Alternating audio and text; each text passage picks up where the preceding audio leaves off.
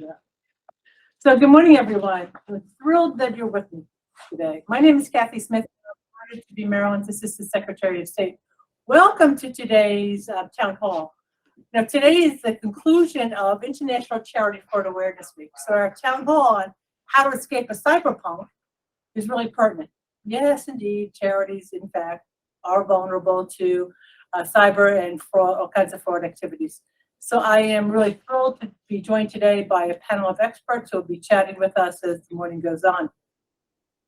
Please know a few things, that this session is being recorded, and the recording will be posted on the Office of the Secretary of State's website under the Charity tab, probably early next week. Also, the content and the information presented today is for informational purposes. It is not intended to be legal advice. If you have a question, please feel free to drop it in the chat box. It's likely that it'll be answered as the presentation continues. And then Olivia or Kate will be happy to respond as appropriate, or they'll present it to us at the end for the Q&A session if time permits. So in addition to our panelists today, with me is Deputy Secretary Luis Barunda and our Division Administrator Mike Schlein. Mr. Secretary, I understand you guys share a few words. The floor is all yours. Absolutely. Well, thank you so much. It's very apparent to me that many charities are interested in this particular topic. But first of all, I wanted to acknowledge you, Kathy, and your leadership, and Mike Schlein, your division administrator, for really having the foresight and the vision to put together a town hall such as this. Of course, this is one of many town halls that your division has put together for the benefit of Maryland citizens who are engaged either in charities or notaries or other sectors as well. So it's an honor and a privilege. And might I just add that this is a very unique town hall from my perspective, because I've been a part of many of them, as you know, Secretary Smith.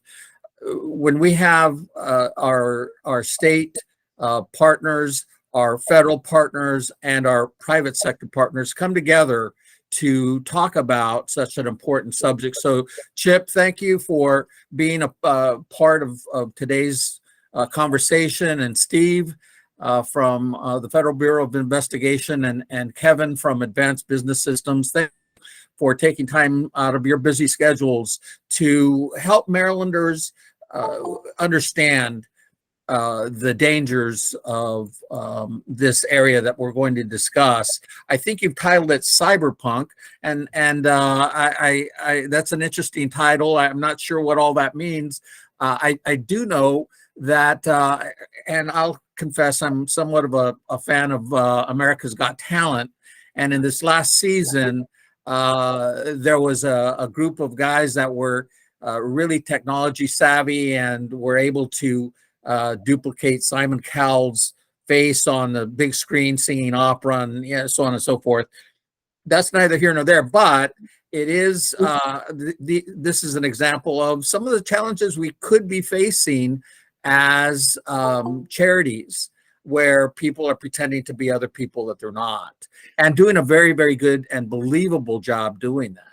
I don't know if that's the topic that you'll be getting into today per se, but it is an area that we all really, really need to be cautious of, aware of.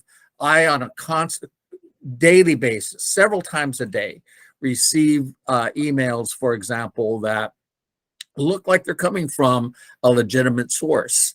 And when you look at the little where the email actually is originating from, it's a completely different source than what the body of the email is indicating. So we all are aware of these kinds of scams. In any event, I don't want to take up too much more time or belabor these points, because you guys are going to be talking about them, I'm sure, to some degree. But once again, thanks. I want to thank everybody for taking the time out of their schedules to look at how we can best protect ourselves as the industry and charities. And once again, Kathy, thank you for your leadership and vision. So back over to you guys. Thanks so much, Luis. And Luis, I believe what you're referring to is deepfake, and that's where You can actually use someone else's image actually modify their voice so that someone is deceived into thinking that it's actually them. That is really a big problem that's happening not only locally but internationally. We're not going to focus on that particularly, but I imagine that it may well come up. But allow me to introduce our esteemed panelists. So you mentioned Chip Stewart. Chip is our Maryland State's Chief Information Security Officer and has a huge job and is really very much responsible for employing some of the critical security systems that are used now in agencies. Also with us to my immediate left is Steve Spillman, FBI agent in Baltimore office, who focuses very much on security matters and cybersecurity and all of the matters that are related to infrastructure, cyber stalking, and cryptocurrency theft.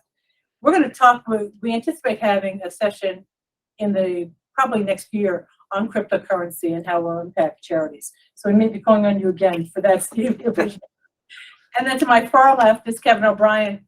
Kevin is the Chief Information Officer for Advanced Business Systems. He also is responsible for the infrastructure engineering of cybersecurity, and he has a wealth of experience both the for-profit and the nonprofit sector in helping businesses to stay on track and to prevent fraud. So we're going to kick it off with you, Kevin. Perfect. Sounds good. And appreciate that, Kathy. And thanks for everybody joining this morning out there in the charity and nonprofit community. It's interesting when I was asked to join, Kathy mentioned that we were also going to take the theme of leveraging the CSF or cybersecurity framework, which is an interesting one. It's something that really impacts all of us. With the five domains that we have out there of identify, protect, detect, respond, and recover, the NIST cybersecurity framework gives all of us guidance as to how we can, let's say, get our houses in order. And, I urge everybody out there, before we dive into some of the content, just be aware that much of this is available to you, understanding that many of you, again, are from the nonprofit space or the charitable space. Dollars can sometimes be an issue, and much of this content is already available to you. Simply go to National Institute of Standards and Technology, type in the cybersecurity framework, and that can be your guide. Speaking to the first bucket, which is really identification, or identifying what is important to your organization, is the most important piece. All too often in my business, our engineers spend a tremendous amount of time assessing other organizations. Time and time again, we see businesses applying technology without actually doing the proper planning. And when we look at that first domain of identify, that's all about understanding where the risks are. And risks could be something as simple as my end users aren't educated. Or risks could be we have very intense technology deployed and we're not sure if it's exposed to the outside world. And through that process, you are identifying, like I said, what the risks are, but also your tolerance as an organization. So if I'm planning to have my main application to be highly available, well, guess what?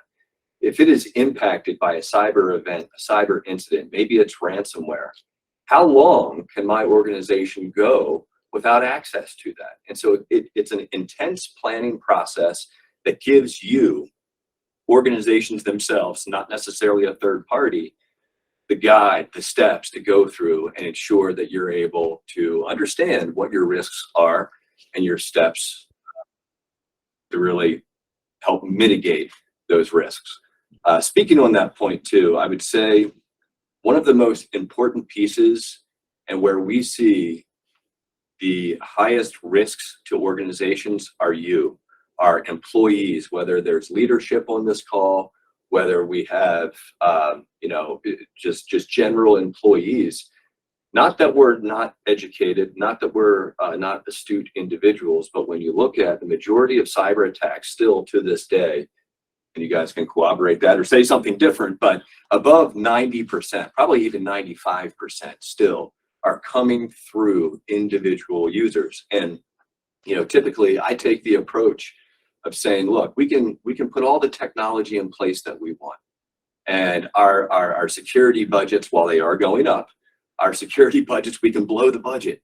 But if at the end of the day, if you're not making security, cyber, general awareness part of your culture, that is going to be the most highest risk to your organization. And that pretty much rounds out the identified portion of the cybersecurity framework first domain. Anything you guys wanted to say differently to that, or you think I hit all the topics? Okay. And if not, that's fine. I can.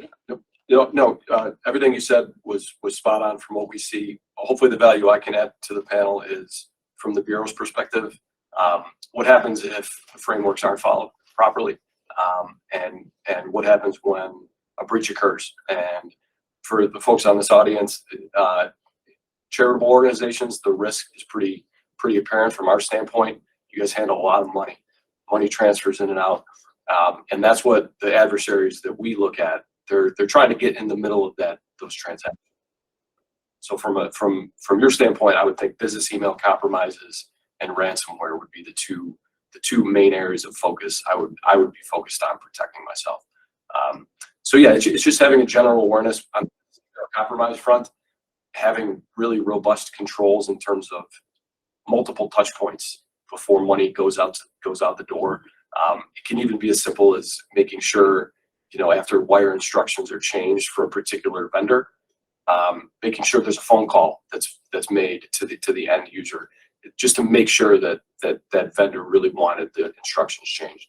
I can scare people on the call all you want with all the millions and millions of dollars that go out the door just from charitable organizations, just because there's not the awareness and there's not the controls in place that there needs to be. Thanks, Steve. Chip? I think one of the important things to be very aware of with the cybersecurity framework, each control family builds on itself. So as you move up the chain of control families from identify, protect, detect, respond, and each of them builds on the last set of control families to build out that complete system of protection. And then beyond that, I think the other thing to be really aware of is that it's not on or off security. There's various levels of maturity and complexity. And one of the important things that each organization needs to consider as they implement a cybersecurity framework is where am I now and where do I want to be at the end of the journey, right? So what is our organizational acceptable risk? Somewhat to Steve's point, I think it's also really important to be aware that many of the attacks that you might see use technology but aren't attacks against the technology. So Steve mentioned the business email compromise. This could impact one of your vendors or suppliers where the vendor says, hey, we need you to wire money to our new bank account. It's not actually the vendor. This is one of the vendor's emails got compromised. The cyber criminal will then take and send new instructions to you about, hey, send this money to my new account. But that account isn't actually your vendor. It's cyber criminal. They'll move that money around quickly. And I think to really amplify Steve's point is when that sort of thing happens, responding quickly and involving the appropriate authorities like the FBI becomes crucial to potentially limiting the impact, getting money back. So that's all, I think, really, really important as we go through. So Steve, I have a question for you. So, and that's actually to all of you, Kevin and Chip as well. So I come from a background of being the executive of local, national, and international charities.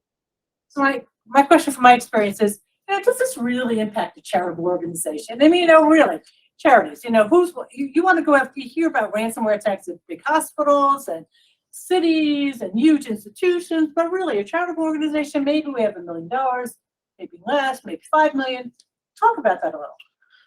So yeah, with the actors that we see, they tend to look for soft targets. So a charitable organization would be an example of a soft target because they don't have a security posture necessarily. They're a charitable organization. They're doing great work, but they don't have robust IT security in place. They don't have the money or the knowledge that they're such a target. So again, there's such, it's a scattershot approach for a lot of these criminal actor groups where they'll target 50 different charities, and all it takes is one. They just need to get in the network of one charitable organization, and then they can get a wire transfer out for 100,000 or 200,000, and that sustains the organization for a period of time. So it's a scattershot approach where they just try to get as many possible victims as possible, and then all they need is 1 or 2% to be successful. And Kevin, I know that you help charities. We So do. do you have a story or two without naming the charity particularly? Uh, Don't want to put you on the spot. No problem there. So we don't have a story necessarily. Typically, when we bring partners on board, we actually implement a very rigid security framework. So there are specific technology stacks that we implement that help mitigate those threats.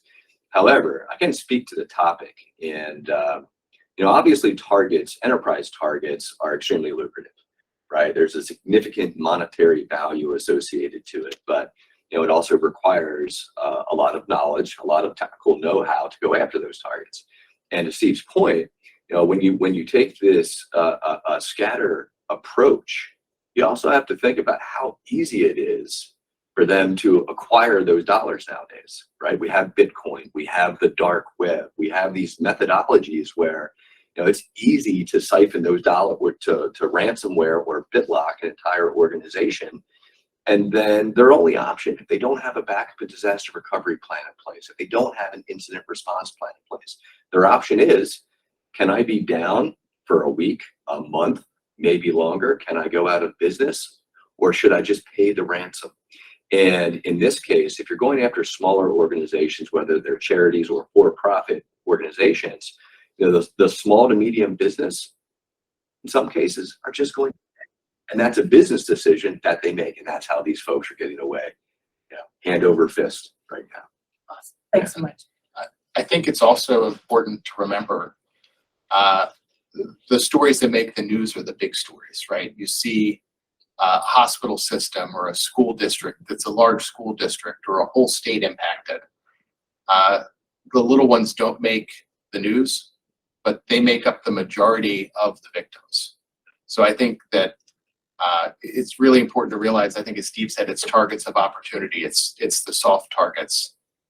In many cases, they're not targeting your particular organization. They're just looking for a car that has an unlocked door that they can get into. And that, again, is why implementing the cybersecurity framework or something similar to protect your networks is so important. Great point. Thanks. Yeah. Chip, I think you want to talk about detection. Yep. So the next family of controls in the NIST cybersecurity framework, the detect controls. So those are the controls that help you catch when something unusual is happening, be it adversary activity, internal controls that aren't working properly, such as system patching. And that family of controls builds on that identify family. So in order to patch your assets, you have to know what assets you have. In order to know if something unusual is happening, you have to know what normal looks like. So, there is a heavy reliance on the identify family. Not to say that detection without having a comprehensive handle is impossible, but you're leaving gaps and holes that could allow an adversary to make their way into your networks and potentially deploy ransomware, have your organization be the source of a business email compromise. So your organization it would then appear that somebody inside of your organization was asking a vendor to change bank routing information, and this is where real impact can happen. If you don't detect that occurred, now your vendor or your whoever's providing you with funding is wiring money to a different location, and that's not your bank account. So that impacts your ability to operate very significantly. So again, I think all of these controls are equally important, and this is one of the really important sets of controls because if you don't detect something bad happening, there's no way to move on through the next set of controls. Good point. Yeah, I'll let you speak to that too. And so the detection, you kind of already alluded to this. It's one of those items where you have to constantly reevaluate what you're doing as well. putting the technology in place to, look at gaps in a network, for instance, is one piece. But you also have to have the processes, the procedures, measurements to understand what good looks like and what bad doesn't look like. And that, unfortunately, if we were having this conversation 10, 15, 20 years ago, back then it was relatively easy to be one brain, maybe two brains that secures an infrastructure. Nowadays, work like that.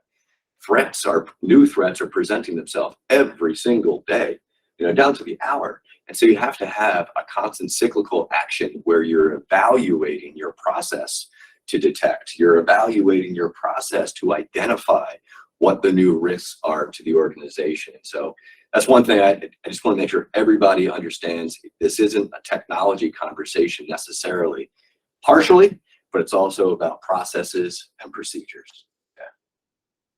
I think to your point, the continuous nature of it is also so important.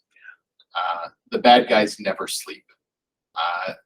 The adversaries are constantly out there trying to open doors, checking to see what's going on.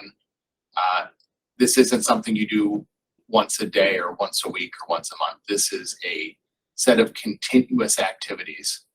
And that is, again, I think why ensuring that you have partners that help support you in those circumstances is so important. So before we get to Steve, Kevin, you mentioned helping organizations mitigate, right? And Chip, I know you do that for the state all the time. Would you want to provide a couple of tips for our audience about what they can do to help mitigate? Sure. Yeah, absolutely. And actually, we'll speak to the Protect domain. And so when you look at that cybersecurity framework, Protect is another domain there. And that's primarily talking about the not just technologies that organizations can invest in, but your security awareness, for instance, your process internally. And so for the nonprofits out there, for the charitable communities, when we look at what is most impactful to organizations, kind of already alluded to this, it's not the technology, it is the awareness. First and foremost, if you're saying, what can I do today? I feel like our organization is at such risk, I don't even know where to start. Start with educating your employees. There are a tremendous amount of security awareness platforms out there today. They're now a dime a dozen. If your charitable organization is aligned with, let's say, TechSoup, I'm sure many of you have heard of TechSoup out there. TechSoup, I believe, has Know Before, which is a training platform that you can buy into for pennies on the dollar and deploy that to your organization, whether it's you doing it, whether you're aligning with a third party or internal IT. Back to one of my original statements, make this part of your culture. If for whatever reason you do not have the dollars to even invest in that, just start by getting out in front of your employees, whatever all hands meeting, monthly meeting, to talk about how we're going to change our approach to security. We are going on a thematic goal to improve our security posture over the next year, and we need everybody to be involved first and foremost. So that's my recommendation there. Low-hanging fruit items are, just about every organization out there leverages a cloud platform of some type, whether it's Microsoft 365, whether it's the Google Suite. Chances are you're not hosting these things internally anymore. And when we look at where sources of compromise come from, at least from my vision, you guys might see otherwise. But these platforms that folks adopt are so bare and they're so vulnerable. It's almost like building, you buy a house and you have doors on the house, but you don't necessarily have locks. They need to be configured. And so whether you have the resources internally to take a look at those assets and properly lock them down, or whether you have a third party, definitely scrutinize what those processes and procedures are. Again, you're not talking about a massive investment, if any at all. It's just leveraging the technology that you already have and making sure it is configured appropriately. So that would be my advice, I suppose. Thanks. I was going to say there certainly is a tremendous need when you invest in a cloud platform to lock it down and make sure that all those controls that you're responsible for are configured properly. But I think it's also really important to recognize that by investing in a cloud platform versus, which can seem more expensive at first, versus hosting on premise. What you're also paying for with that is the offboarding and offloading of a bunch of the security controls that you would have to do yourself. So while the cost may appear to be higher, what you're actually doing is you're paying and getting an economy of scale in the cost to manage a whole host of those security controls. And from my perspective, I think in almost all cases, not all, but in many to most cases, that becomes a tremendous investment in security that winds up saving your organization's money. Yep, great point. Steve, go ahead. Right. So from the Bureau standpoint, the biggest thing that we're hoping to get out of these types of discussions is a relationship with the charitable organizations, because a lot of times we'll see a victim who has sent in a business email compromise instance. They've sent hundreds of thousands of dollars out the door, and then by the time they work through insurance and legal, the FBI is notified for 2-3 weeks after the fact. And it's frustrating for us because if we're notified within 24 or 48 hours, there's relationships that we have with overseas partners where we can potentially stop funds in transit and help the victim recover some or all of the money that went out the door. So just having a relationship with your local FBI field office, wherever you are, there's all kinds of programs. InfraGard is one. I was a member of InfraGard before I became a member of the Bureau. And it's the most it's the most highly visible public-private partnership the Bureau has. So we can engage in all kinds of relationship sharing. The FBI gets in all this information about threat vectors and IOCs that we're just begging to be able to share with the community. And it's just having those pipelines into your office so that you feel comfortable approaching the FBI when you have a problem. That's Steve, just for anyone who might not know what an IOC is. It's an indicator of compromise. So these are IP addresses, email addresses, specific binaries to scan your network for. Those are all things that we share either by FBI flash message or FBI pins. I can instruct anybody how to get access to those identifiers. But yeah, it's as a Bureau, we collect all of these indicators of compromise, and we want to be able to send those out to the community through folks like Chip and Kevin, and just so you can give them to your clients and say, hey, scan your networks for these so you can stop a breach before it gets bad. Kevin, you mentioned some of the platforms that are out there Mhm. as options. Chip, you alluded to it too. Yeah. That begs the question to me, are there any red flags that our charitable organizations look for a platform that might really be a scam artist? Well, I mean, Anyone using that sort of a platform? so I think the cloud platforms that we were discussing, I wouldn't necessarily think they would be part of a scam per se. However, they brought up the terms BEC, business email compromise, things like that. You still have to look out for those types of emails that might be offering some type of product, posing itself to be some sort of a legitimate platform when in fact it's not. Typically, they're just trying to get your data. They're trying to get password. They're phishing for data. It's not actually going to get you into a platform that you are, putting your data in per se. But still, be on the lookout for any anomalies. And I think a lot of times the fraud that occurs isn't necessarily with the platform itself, but with the scam artists and the cyber criminals that are impersonating those platforms. So I think one of the things that you'll frequently see is what's called a phishing message. That's an email that intends to deceive whoever receives it into doing some action that they wouldn't intend to do. So you may get an email that looks like it's from Microsoft and it says, hey, we're going to suspend your account if you don't click here to relog in. And you click on the link and it takes you to a website that has a beautiful Microsoft logo and it looks completely real.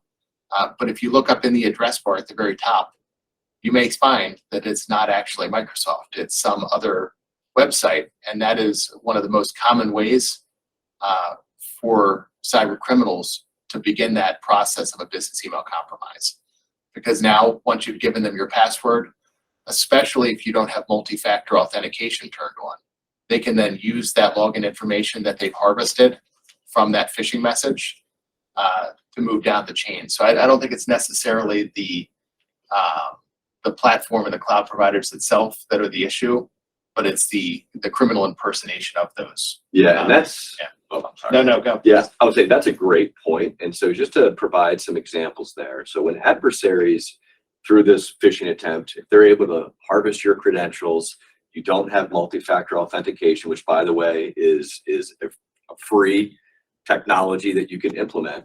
So that's another one of those low-hanging fruit items. But if they are able to get into your environment, and they're not in there for a day, they're not in there for a week. Typically, they are putting a foothold, and in some cases in there for months, maybe even years, looking at how you communicate, whether it's talking about financials, whether it's talking about looking at your communications with different vendors, and they collect all of that data to create their next compromise, and then pretend that they're you, requesting to change account numbers, wire money to different bank accounts, things like that. So compromise is real, and as you mentioned, implementing multi-factor authentication is the number one thing that you can do to help mitigate that risk, and then leverage other tools inside of those cloud environments, which again, to your point, are fantastic environments if you leverage them to the best of your ability,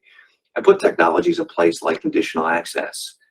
What that is quickly is if you're only doing business within the continental United States, or maybe it's just Maryland, there's never a reason for anybody to log into that platform outside of this geographic area. Put those technologies in place. Again, there's no cost to them. It's all in how you leverage and use your technology. One thing I'll add on the phishing piece, we get a lot of information about fake websites that have been set up to look like state of Maryland government websites or charitable organization websites. In a lot of cases, the victim doesn't know that they have the ability to contact the provider, because all these websites get registered somewhere, GoDaddy or Google or any number of major providers. So you as a charitable organization, you can have somebody in your organization figure out where the fake domain was registered. You can file an abuse complaint and get the site taken down. So a lot of times you don't have to wait for the Bureau. You can take action on your own if you know there's an obvious website that's been set up to look like your organization to trick your customers and your donors. Steve, when we chatted, you talked about career criminals, and the multi-million or billion-dollar organization. You want to chat about that a little bit?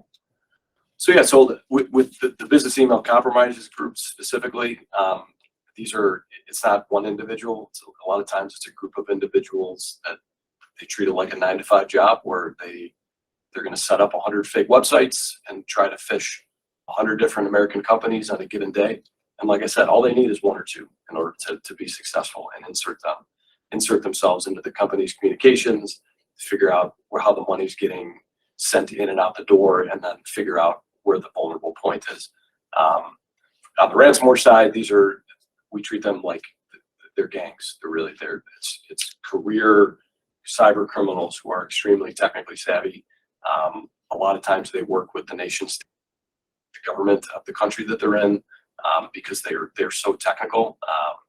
So yeah, it's a job to them. They love being able to brag within their groups that I've hit this American company, or I've hit this French company or UK country. So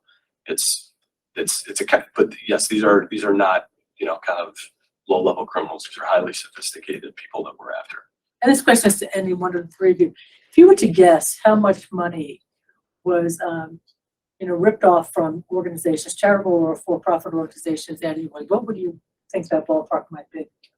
Geez, I don't even know if I'm qualified to throw out a number, but I would imagine that it's pretty substantial. And before you guys answer, for those of you that do invest in cyber liability insurance, chances are it could be backed by Chubb, CHUBB. They actually have a fantastic cyber index on their site that anybody can really go to that gives that type of information. So that would be a good resource, but one of you gentlemen might know better than me how much money has been siphoned out. Billions. You visit FBI.gov, and I'm sure that there's a figure that they put on the website to scare people in terms of the dollar loss amount. But yeah, just in the state of Maryland, we have victims that have sent millions out the door. It's just in one breach. So you extrapolate that out to 56 field offices, it's in the billions each year for sure. And I would imagine that much of this goes unreported. So they may not know how to report it. Organizations may say, hey, it was, we learned our lesson because it was a small dollar figure. So I think in many cases, the reported figures actually underestimate the total losses that organizations across the country face. For sure, and that's just money going out the door. That doesn't, reputational damage has a cost. And, having to hire an IR firm to rebuild your system, that's whatever figures on the FBI site is low ball for sure. Yeah, I think what you bring up there is really important, right? The image, your brand as an organization, it's hard to even quantify that and put a dollar amount on that if you face a compromise. And really that's the recovery portion. As you look at the cybersecurity framework, it addresses things like that. As you start to formulate your plan, how are you going to recover as a company from a marketing perspective to improve the brand? You have to think about all of those items because there is a cost associated to it. I would also, I think, to follow on with the reputational damage comment, there have been a number of major retailers that have had significant cybersecurity incidents. And I think the impact to them was relatively low because your major retailer options, behaviors don't change around that sort of thing. But I think smaller organizations, especially charities, are likely far more vulnerable to the impact of reputational damage because that is an investment that people are making in a cause that they care about. And I think if they feel like the investment that they're making isn't having the impact, they'll take their dollars elsewhere. Yeah, great point. Gentlemen, did you cover the topics that you wanted to in terms of the NIST and the CSO framework? Yep. I think so. Yeah. The only thing I would say is again, going back to the beginning, we talk about this framework here because obviously we live in it every single day. So we know it really well. But again, this isn't something that you have to pay for as an organization. I mean, obviously to implement some of the changes, that's a possibility, but this is all available to you, to your, from your local government resources, as well as the National Institute of Standards and Technology. The website's out there. If you want to know more about the framework, just dive into it yourself and you can start formulating your plans. A lot of folks on here maybe haven't even thought about cybersecurity and all this, and they hear all this, and they go, oh my goodness, what do I do? Is that where you would maybe direct them to go first, is check out NIST, check out information on local government websites? I know it's not a simple answer like go here and do this, but the first thing or two that they should do if they want to start looking at this and reevaluating themselves. Not everybody's an expert, so. Yeah. I think using resources like the National Institute of Standards and Technology website, so NIST, the Cybersecurity and Infrastructure Security Agency, CISA, they have so many no-cost tools on their websites to help you evaluate and assess risk. I think those are foundational components. I think one of the other important things that we should mention is that there's a line by Mike Tyson I absolutely love. It's everybody has a plan until they get punched in the mouth. And, I think that it's so true of cybersecurity incidents. I think everybody has a plan. They think they know what they're going to do, and then when it happens, it can become very overwhelming. And that's why it's so important to have written plans for how you're going to respond. Who are you going to call? What's the local FBI field office phone number? What's my insurance carrier's phone number? You should have all of that on a piece of paper because your IT assets may be unavailable if something bad happens. So have that written down on a piece of paper, shared with your IT team, with your executive team, with the administrative assistants, everybody that may have a part in that response, because when you get punched in the mouth isn't the time to develop that plan. Excellent point. Thanks, Jim. Couldn't have said it better. The only thing I would add to that, as far as what you can get started with right now, the NIST cybersecurity framework is more of a overarching overview of how to establish a cybersecurity posture in your organization. But But also take a look at CIS Control, Center for Internet Security. That is more of a prescriptive framework that gives you a guide of what to implement and how to implement. So check out CIS Controls Implementation Group 1 to be specific, and coupled with the NIST CSF that we talked about, that would give you a great self-start to implementing a rigid cybersecurity program. That's excellent. Thanks so much, Kevin. I was actually going to ask where folks could start if they needed to start a point. You also talked about insurance. Yeah. A couple of you mentioned insurance. Yeah. You want to talk about what might be involved in securing an insurance policy? Sure. So cyber liability insurance is an interesting one that we have seen change pretty rapidly over the last, we'll say, 2 years. For those of you that invested in cyber liability insurance, let's say over 2 years ago, it was probably very affordable. You remember that. Well, once organizations started submitting claims for ransomware attacks and things like that, guess what? The carriers, the cyber insurers, started losing money. And so you have seen your cyber insurance policy skyrocket. In some cases, 10x, 10 times, which is pretty serious. So nowadays, if you want to secure a cyber liability policy, guess what? You have to have your house somewhat in order. The questionnaires that are going out nowadays for cyber liability policies, they're not 1 page anymore. They're 5 pages. And they're asking questions, just like Chip said. Do you have policy and procedure in place? Do you have incident response procedures in place? Do you have disaster recovery plans in place? Are you using specific technologies? And so to answer your question, it may not even be attainable for some organizations because you have to start with the planning first. Yeah, the term I like to use for that is table stakes. If you want to sit down at the table and even have that conversation, you have to have implemented a whole bunch of security controls. Many carriers are now switching to not even letting you come to the table unless you have multi-factor authentication enabled for 100% of your remote access and 100% of your email systems. If you don't have a vulnerability management program in place, they won't even talk to you because they recognize that if you haven't done these basic activities, the risk of a claim is much higher, and they don't want high-risk organization part of that. Good point. Thanks so much, Chip. Steve, are there any resources that you might suggest that our viewers consider?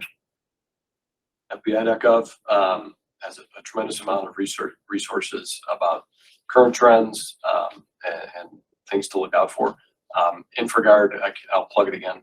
It's the main interface that every field office has an InfraGard chapter. So it's getting the relationship, getting more comfortable with sharing information with the FBI, and it's reciprocal. So we'll be able to pass information to the organizations.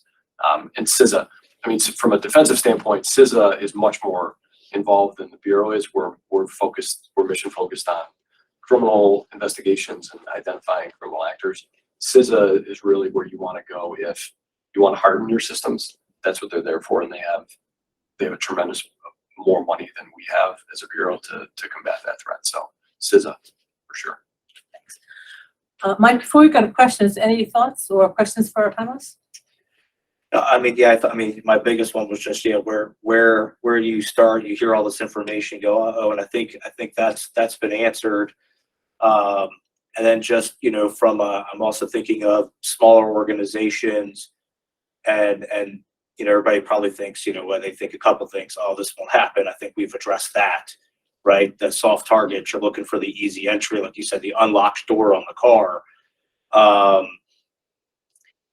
And so everybody should be considering this, but thinking from a time perspective, trying to get a plan together.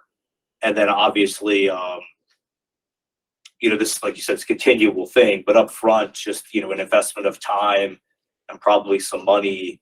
If any idea what that takes, I'm just trying to think, so the point I want to try to have everybody understand is everybody can do something, and everybody can do something to help themselves, however much or little it is. Any thoughts on time investment to get this started. I want everybody to understand, like, I could do this. It's not going to take me 3 months by myself as a volunteer. This is, I could do X, Y, and Z up front, go to the website, read this, and any thoughts on that? Yeah, I mean, I'll provide my thoughts first. I would say the time investment is actually going to be great, right? Mhm. And so I made the comment before about making this part of your culture. And so it's really changing our thought process on security in general.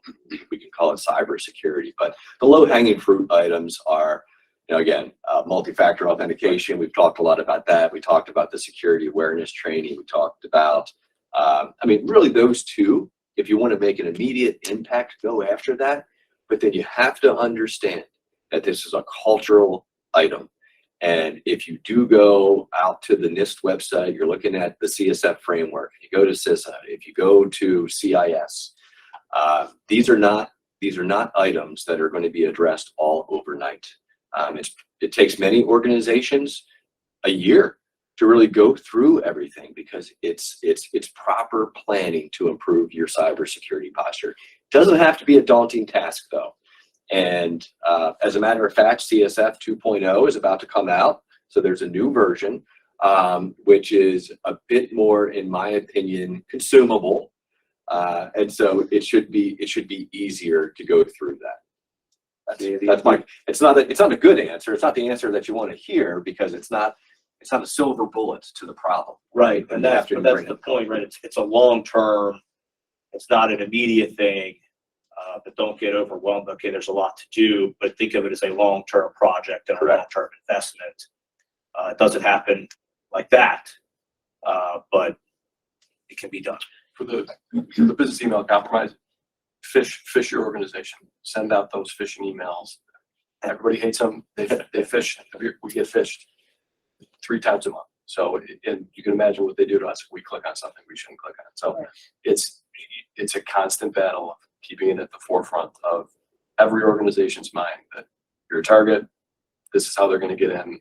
You just have to constantly be aware of it. Stephen, as you say that, I'm reminded about sort of Captain Obvious here, about using public Wi-Fi and the access that criminals have to everything that is on your phone or your laptop. If you're going to be at a Starbucks, use a VPN if you need to connect to that Wi-Fi. But yeah, using public Wi-Fi is not something that I would advise for sure, without a VPN. If you're going to use a VPN. I think, jumping back, I think it is important to remember that this is a journey. It's not a destination. It's not like you ever finish this objective. You're not like, hey, one day, hey, we're finally cyber secure. This is a journey over time. It takes a long time. And it's important not to become overwhelmed by the just vast amount of information and knowledge. Just think about picking the things, the Center for Internet Security's top 18 controls were mentioned. They break it down in implementation groups. And maybe the approach that works best for your organization is to say, we're going to focus on implementation group 1, just getting the ball across the line for those. Because I think if you try to tackle it all at once, it's like eating an elephant. And the only way to do it is bite by bite, not all at one time. So Olivia and Kristen, I know you were monitoring the chat box. Do we have any questions in there? Yes, Kathy. So 2 questions surrounding response to a compromise. So for Steve or Chip, if you are compromised, can you clarify who you should contact first? So, I think that becomes part of your organization's incident response plan. The state of Maryland is probably not. So calling the state CISO probably won't get you a timely response, because our focus is the state government. So if you have an insurance carrier, they're probably the calls you make in the first hour. I would say in many cases, calling the FBI in the first hour may be appropriate. But again, it depends on your organization's response plan, the capabilities you have, the nature of the incident. Right. Yeah. So the FBI doesn't need to be the first call, but just one of the calls early. within the first 24 or 48 hours, particularly if you know it's a business email compromise and money's gone out the door, because that's when we can be of the most assistance in stopping the money. And just having your legal counsel or insurance, whoever, just making sure that they know you have a posture that you want to cooperate and you want to, because really from our standpoint, we hear about a breach and we just want to figure out, okay, where's the infection point? Where do I need to go to get an image of this server so that we can figure out who the actors are, connect you with the field office that's working that threat. So you just, the FBI doesn't have to be your first call, but an early call. Oh, sorry. I was going to say, I think one of the pieces that Steve mentioned is cooperating. I think it can at times feel like you're very exposed in sharing information, especially of this nature, but that early and transparent collaboration with the FBI, I can't speak enough about how important that is in responding. Yeah, and then if I might, the other piece, we talked a little bit about cyber liability insurance. For those of you that are insured or will be insured, in many cases, you are provided what they call a breach coach. This is an actual live, warm, breathing body that gives you guidance as to what you should do. And part of what Steve mentioned is he said image. And so if you are impacted, if there is an incident and they need an image of, let's say, some of the technical resources in your environment, when a compromise occurs, one of the first shoot from the hip decisions that we want to do is restore the environment right away. Well, that might not always be a good thing because the FBI may need that historical data. So connecting with your breach coach, saying, hey, it's happened, we've been impacted, what do we do? That's their role, that's what you pay them for. They give you that guidance, which will probably be calling the FBI and enacting your recovery plan. Good point. Great. Thanks, gentlemen. And Steve, in regards to money going out the door, you mentioned reaching out to the FBI. Another question was if the FBI has an amount minimum in which they would pursue or investigate. So we don't. There's not a minimum amount. What happens with these groups is you're not the first victim, you're the 100th victim. So it's a matter of if you've sent $10,000, $15,000, $20,000 out the door, getting in contact with us, sharing with us the IOCs, the indicators of your compromise, so that we can figure out, okay, this particular threat group or threat actor is being worked out of Indianapolis or Chicago or San Francisco. That's how the Bureau works. Is there's 56 field offices. We're all not working. We don't open up a case into every breach because that's just not practical. It's figuring out which office or which foreign partner is working that particular threat. So there's not a dollar threshold. And we also work with the U.S. Attorney's Office too. So we have before we open up a full investigation, we have to get concurrence from the U.S. Attorney's Office that yes, they will allocate prosecution resources to prosecute that case. So the short answer is no, we don't have a dollar amount. Thanks, Steve. And then a follow-up to that question was, is it possible to be too late to contact the FBI? Is there a time frame associated with that? It's possible. With a business email compromise, the 24 to 48 hour window is the sweet spot where we have the ability to ask overseas partners to talk to the banks where the money is getting routed to stop the transfers. So once it gets to its final destination, China or Russia or wherever, we don't have any more options. So with a business email compromise, money's out the door 24 to 48 hours. With a ransomware payment, we ask for the same thing because that's not a wire transfer. That's cryptocurrency. But the concept is the same. We have the ability to track cryptocurrency payments, and that's something that's coming to charitable organizations. I think you mentioned it earlier. We're happy to share all the knowledge we have about it. But that's the future. It is. Okay.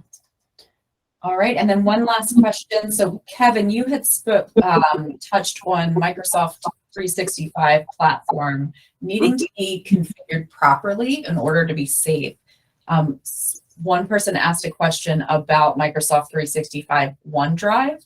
Does that keep your information safe, and can it be fully recovered if it were compromised?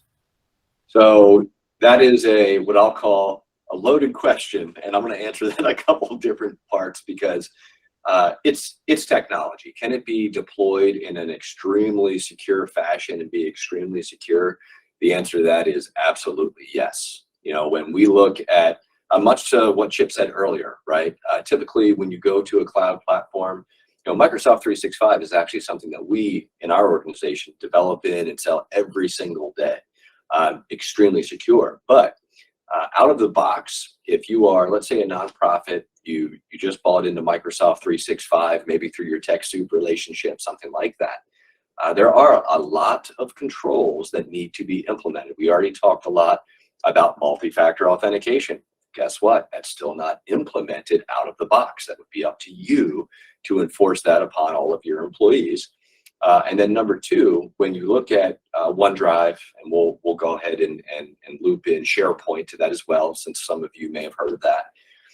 Two very secure pieces, but you need to configure them in such a way where maybe you can't consume content unless it's on a corporate-owned device, or you can't consume content unless it's within a specific geographic region. Those are the controls that I was alluding to earlier, where it is within your purview to turn all of those items on and create that extremely secure solution. So yes, it can absolutely be in a very secure environment. Thanks, Kevin. Yeah. Kate and Olivia, any other questions? No, I think that covers everything. Well, thanks so much for joining us, our panelists. You are phenomenal. Mr. Secretary, thank you for welcoming us. Chip and Kevin and Steve, we hope to see you again soon. Thanks to our audience, and Mike, thanks for the great job you do every day. Have a great day, everybody. Again, recording will be online probably next week. Have a great day. Thanks, folks. again. Have a great day. Thank you, everybody.